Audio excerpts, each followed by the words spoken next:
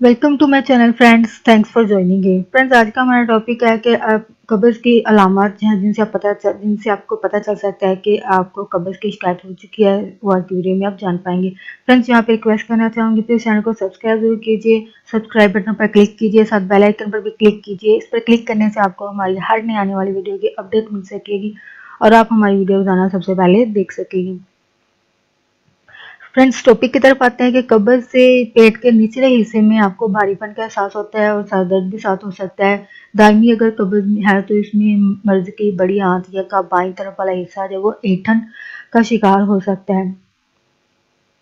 अगर आपको ये अलामत पता चल रही हैं तो आप इन बातों को एक्सरे के ज़रिए भी आपको पता चल सकती हैं। अपनी मुसलसल कब्ज़ की वजूहात भी आपको यानी उस पर भी गौर करने की कोशिश करनी चाहिए कि आपकी कौन सी चीज़ें हैं, वजह है जिनकी वजह से आपको मुसलसल कब्ज़ हो रही है।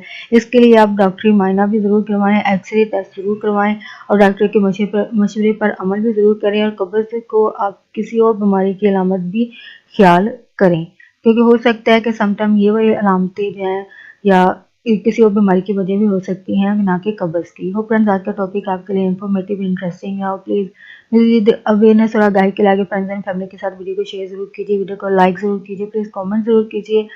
Thanks for watching video.